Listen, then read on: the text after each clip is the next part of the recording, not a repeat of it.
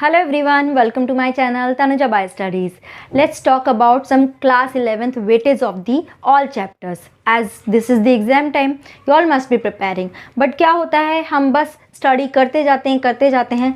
अगर हम उसको थोड़ा सा स्मार्ट वे में स्टडी करें, थोड़ा सा प्लान करके स्टडी करें, तो वो आपको और एनहांस देगा. ठीक है, हार्ड वर्क तो नेसेसरी है, वो तो चाहिए हमें, बट थोड़ा स्मार्ट वे में करना है, राइट. तो यहाँ पे मैं कुछ आपको वेटेज बताने वाली हूँ, उसको भी ध्यान में रखते हुए अगर आप स्टडी करेंगे तो आपके लिए वो बहुत ही बेनिफिशियल होगा.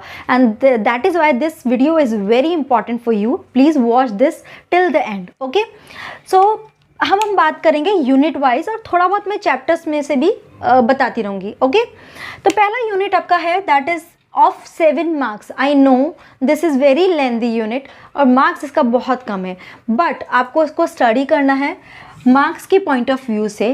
क्या है, पूरे सारे चैप्टर्स में कौन कौन से हैं इसमें? Living world, classification, biology classification, plant kingdom and animal kingdom. आप सब सोच रहे होंगे इतने वास्ट चैप्टर है, सिर्फ 7 मार्क्स. क्या है, इसमें बहुत सारी अलग अलग डेफिनेशन है सारे चैप्टर्स में, अच्छे छोटी छोटी टर्म्स हैं. आपको वो टर्म्स के बारे में अच्छे से पढ़ना है, तभी आप इसमें, क्योंकि डेफिनेटली 7 मार्क्स है तो इसमें लॉन्ग क्वेश्चन तो नहीं बन रहा है, 5 मार्क्स का क्वेश्चन नहीं है.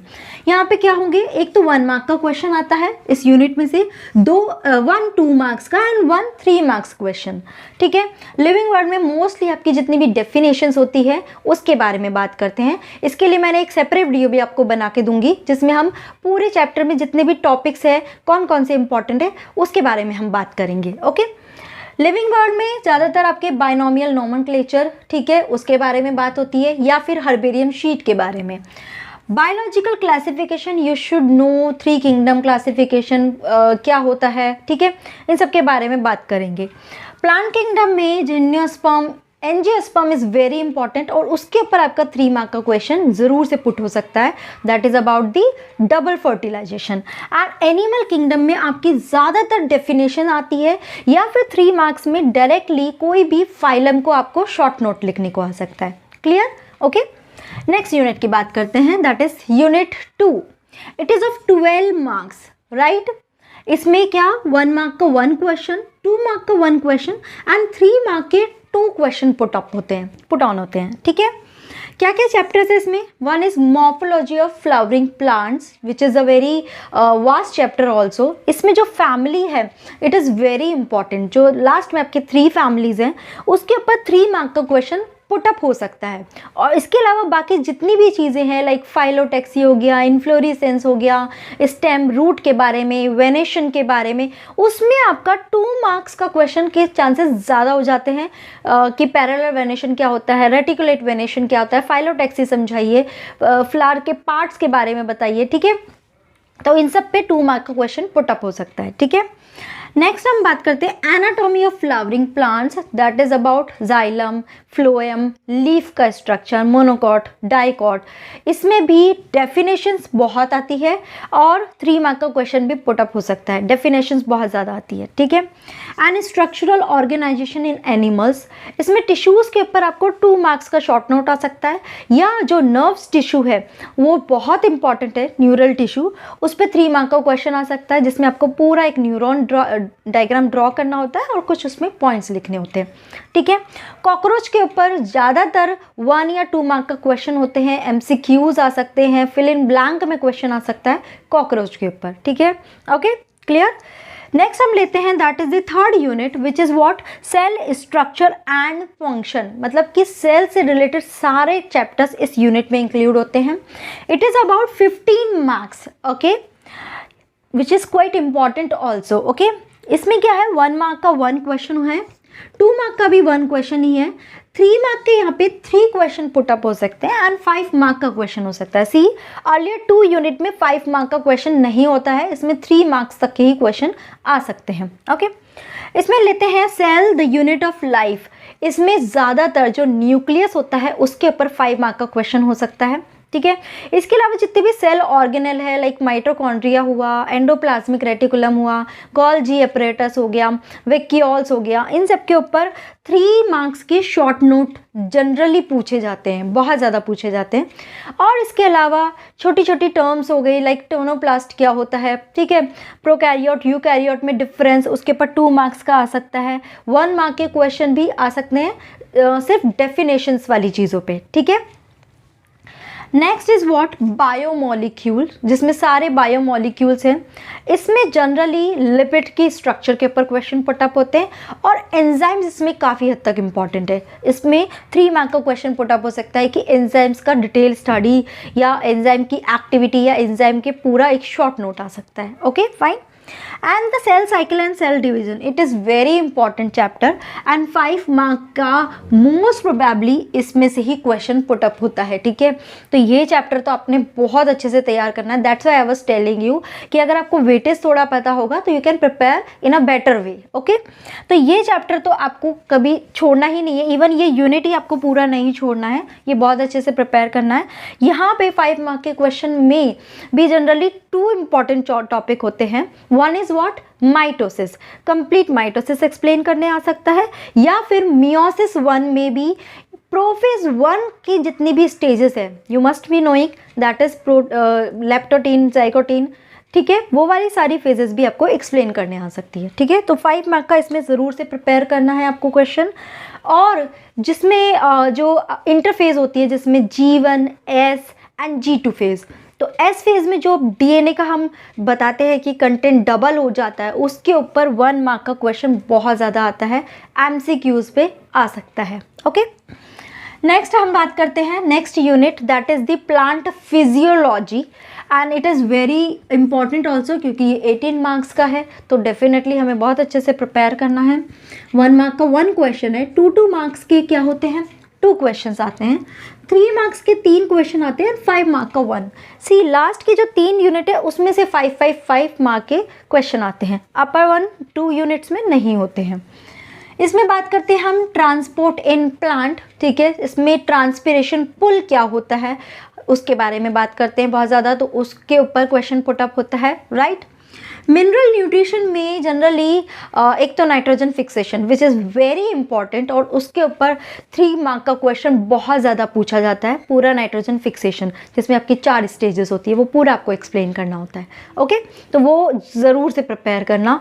मिनरल न्यूट्रिशन अगर आपको लग रहा है कि बिल्कुल ही नहीं जा रहा है दिमाग में, तो इंपॉर्टेंट 2-3 न्यूट्रिशन जो है उसको आप प्रिपेयर कर सकते हो, बट इसका नाइट्रोजन फिक्सेशन आपको डेफिनेटली लर्न करना है, ठीक है, प्रिपेयर करना है। नेक्स्ट फोटोसिंथेसिस, इसमें डायरेक्ट क्वेश्चन ऐसे नहीं होते, बट ये ज़रूर होता है what is the difference between cyclic and non cyclic photophosphorylation और फोटोसिंथेसिस। तो आपको डिफरेंस पॉइंट ऑफ व्यू से ज़रूर से प्रिपेयर करना है, 3 मार्क का question. Okay, and C3 C4 cycle में डिफरेंस पूछा जाता है।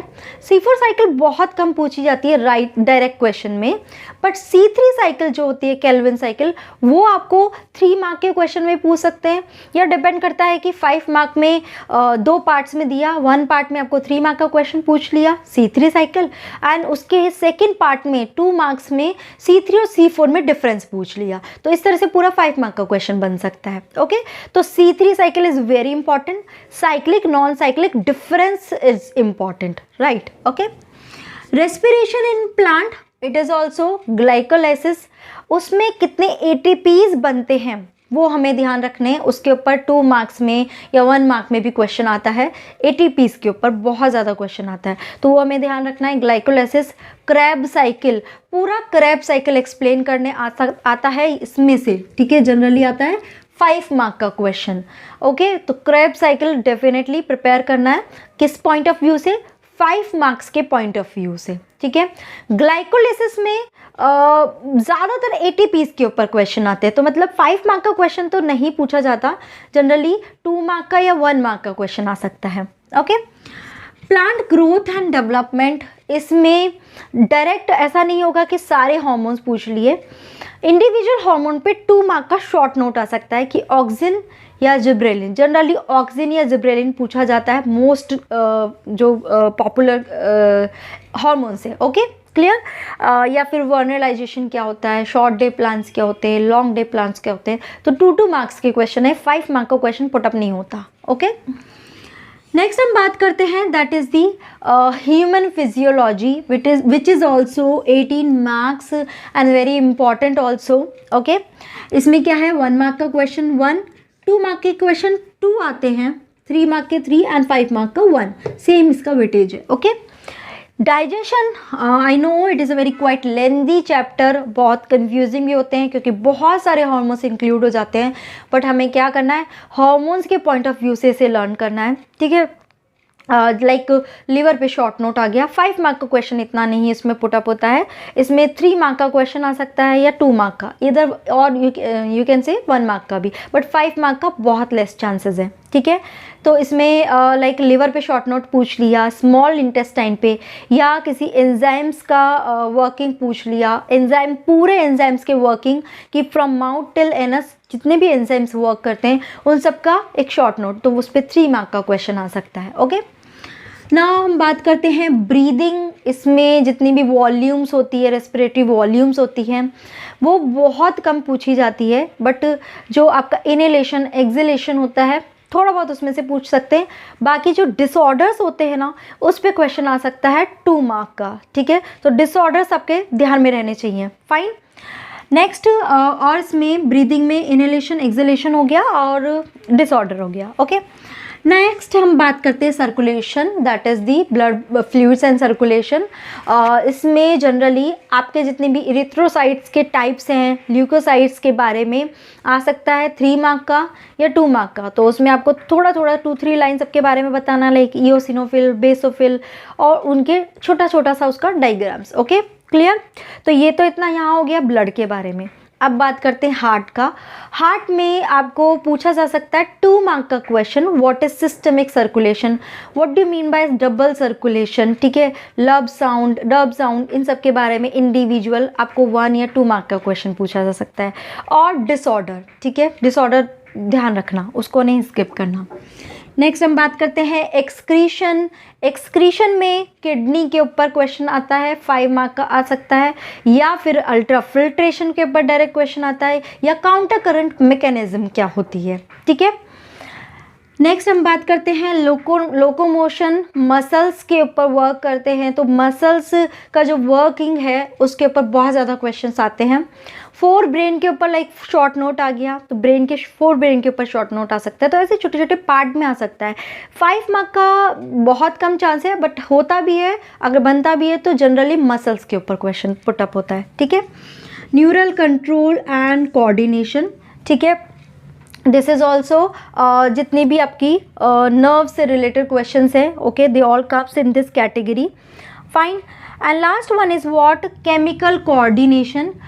इसमें जितने भी आपके ऑर्गन्स हैं, ठीक है, हार्मोन्स जितने भी सिक्रेशंस हो रहे हैं उनके वर्किंग के ऊपर आता है, तो जनरली 2 या 3 मार्क का क्वेश्चन ही पुटअप होता है, 5 मार्क का बहुत कम चांसेस होते हैं इसमें। Okay, so this is all about weightage. आप अगर कुछ नहीं तो सिर्फ यूनिट्स के वेटेज ही ध्यान में रखेंगे तो उसके पॉइंट ऑफ व्यू से भी आप बहुत अच्छे से प्रिपेयर कर पाएंगे।